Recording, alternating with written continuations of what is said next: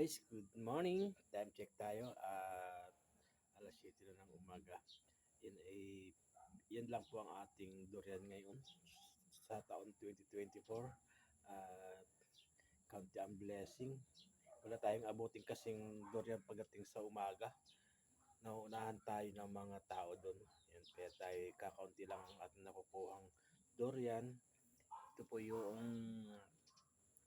puyat variety at yun man yung itong malaking ito ang yellow variety. Yan guys, yan ay pinakuha ko na kahapon, medyo hinog na ho yan, nalaglag naman yan at kinuha ko lang kahapon. At ito guys yung kasama niyan na puyat variety rin, yan kaunti lang yan, lilima lang ito yan. Kaya wala tayong kinita ngayon sa durian guys. Yan, maraming salamat sa inyo.